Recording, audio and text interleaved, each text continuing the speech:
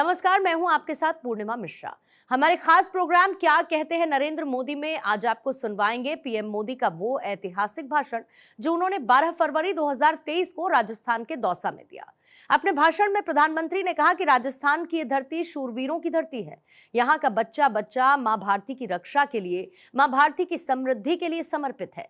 यहाँ के बच्चे बच्चे का सपना रहा है कि भारत दुनिया में किसी से भी कम ना हो, और आपके इसी सपने को पूरा करने के लिए अब भारत ने विकसित बनने का संकल्प लिया है।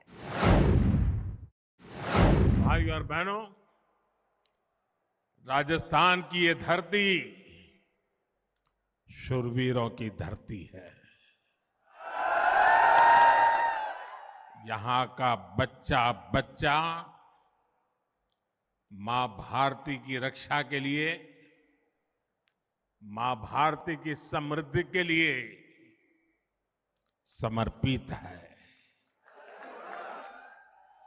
यहाँ के बच्चे बच्चे का सपना रहा है कि भारत दुनिया में किसी से भी कम ना हो। आपके इसी सपने को पूरा करने के लिए अब भारत ने विकसित बनने का संकल्प लिया है। विकसित भारत बनने के लिए भारत का तेज विकास बहुत जरूरी है। भारत के तेज विकास के लिए भारत में आने जाने के साधनों का तेज होना जरूरी है। भारत में आधुनिक इंफ्रास्ट्रक्चर होना उतना ही जरूरी है। इसलिए बीते 9 वर्षों से केंद्र सरकार रोड, रेल, गरीबों के लिए घर, हर घर में जल, बिजली, ऐसे हर इंफ्रास्ट्रक्चर पर खूब सारा पैसा खर्च कर रही है। इस वर्ष के बजट में भी गांव, गरीब, मध्यम वर्ग की सुविधाएं बढ़ाने के लिए सबसे अधिक बल इंफ्रास्ट्रक्चर पर दिया गया है। पहले की सरकारें रेल रोड बनाने में जितना खर्च करती थी उससे कई गुना ज्यादा खर्च भाजपा सरकार कर रही है। भाइयों और बहनों, रेल रोड पर लाखों के इस खर्च का बहुत बड़ा लाभ हमारे राजस्थान को भी हो रहा है। दशकों तक राजस्थान को कुछ लोगों ने बीमारू बीमारू बीमारू राज कहकर के चिढ़ाया है, लेकिन भाजपा राजस्थान को विकसित भारत का सबसे मजबूत आधार बना रही है। दिल्ली मुंबई एक्सप्रेसवे से राजस्थान दिल्ली और मुंबई से कनेक्ट हो रहा है। ये दिल्ली मुंबई इंडस्ट्रियल कॉरिडोर को और ताकतवर बनाने का काम करेगा। वेस्टर्न डेडिकेटेड फ्रेट कॉरिडोर यानी मालगाड़ियों के लिए जो खास रास्ता बना है उसका 550 किलोमीटर से अधिक राजस्थान में है। इससे राजस्थान सीधे गुजरात और महाराष्ट्र के बंदरगाहों से जुड़ेगा। यानी राजस्थान में उद्योग लगाना और ज्यादा आसान हो जाएगा। आज जिन 3 और सड़क परियोजनाओं पर काम शुरू हुआ है, उससे भी राजस्थान के विकास को गति मिलेगी, यहां की कनेक्टिविटी बढ़ेगी। साथियों, तारंगा हिल से अंबाजी होते हुए आबू रोड तक नई रेल लाइन के निर्माण पर भी काम शुरू हो चुका है। इस रेल लाइन की मांग 100 साल से भी ज्यादा पुरानी है, जो अब भाजपा सरकार ने ही पूरी की है। उदयपुर से अहमदाबाद के बीच रेल लाइन को भी ब्रॉड गेज में बदलने का काम हम पूरा कर चुके हैं। इस रूट पर अब ट्रेनें चलना भी शुरू हो चुका है। इससे मेवाड़ क्षेत्र, गुजरात सहित देश के अन्य भागों से बड़ी लाइन से कनेक्ट हो गया है। साथियों, जब इंफ्रास्ट्रक्चर बनता है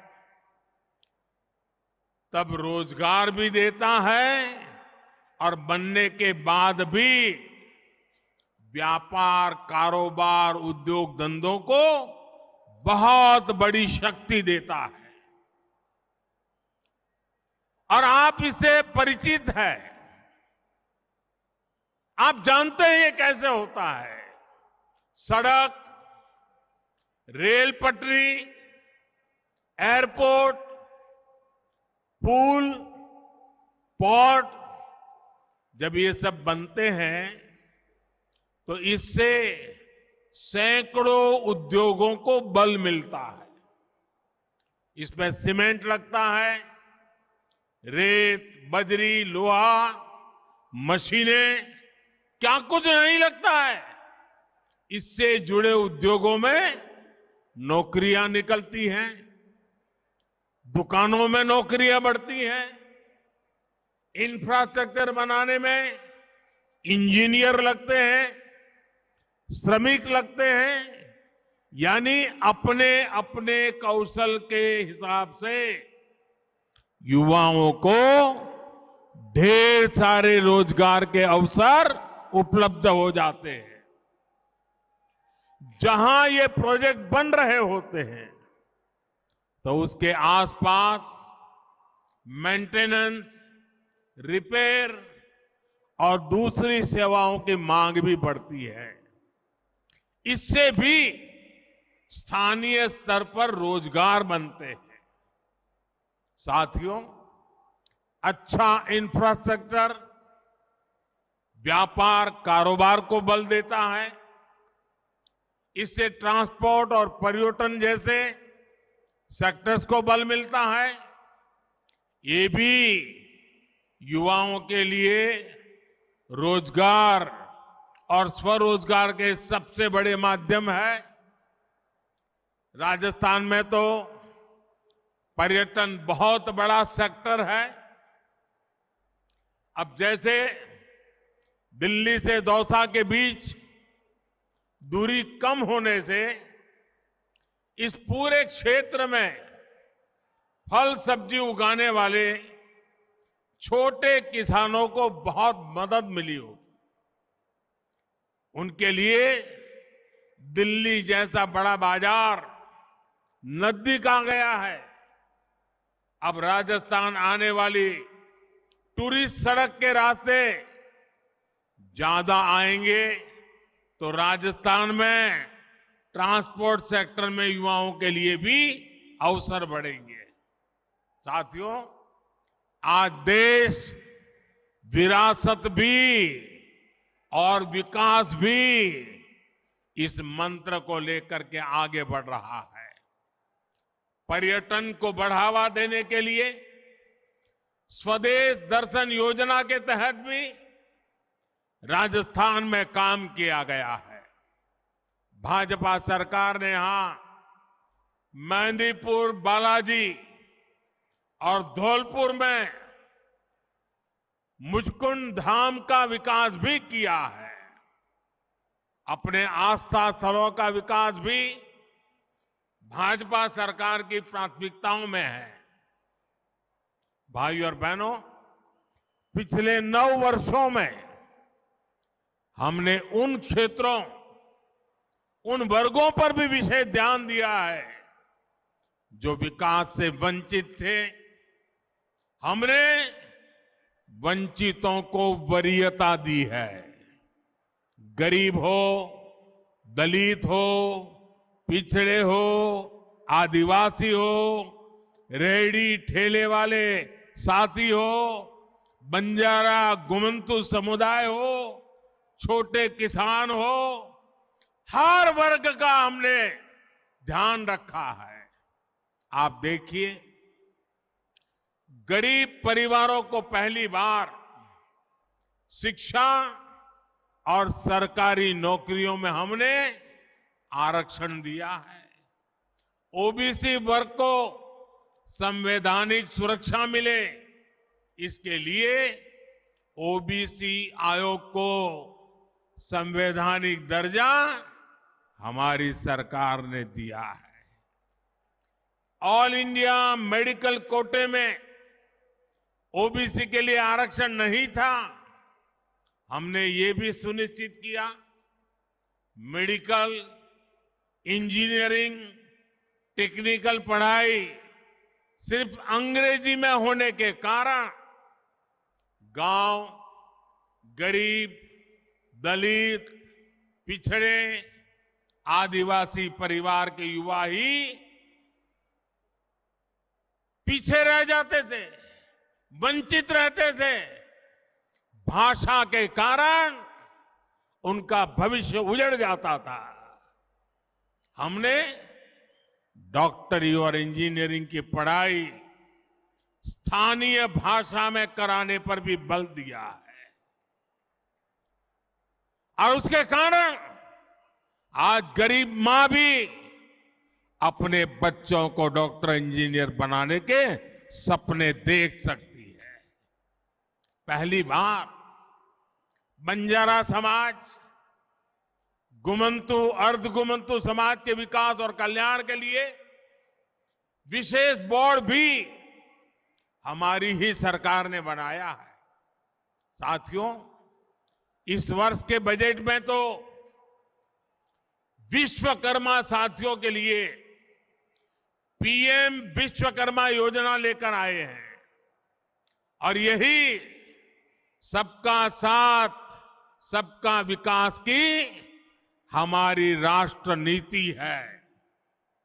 राजस्थान के बगरू और सांगानेर की ब्लॉक प्रिंटिंग के दस्तकार भाई बहन हो, सुनार हो, लुहार हो, सुथार भाई बहन हो, जूते और मोजड़ी बनाने वाले दस्तकार हो, लाख और चूड़ियां बनाने वाले लखेरा भाई बहन हो, मणि, ठनी और पिछवाई से जुड़ी चित्रकारी करने वाले चित्रकार भाई बहन हो, कोटा डोरिया की साड़ी बनाने वाले बुनकर हो, टोंके नमदा कला से जुड़े दस्तकार हो, सिकंदरा में मूर्ति कला और इससे जुड़े सैकड़ों मूर्तिकार भाई बहन हो, इन सभी को पीएम विश्वकर्मा योजना से बहुत बड़ा लाभ होने वाला है। साथियों, जब मैं दौसा आता हूं तो एक बार और भी याद आना बहुत स्वाभाविक है और वो बात है आपकी मेहमान नवाजी। मुझे यहां के बाजरे की रोटी का स्वाद हमेशा हमेशा याद रहता है।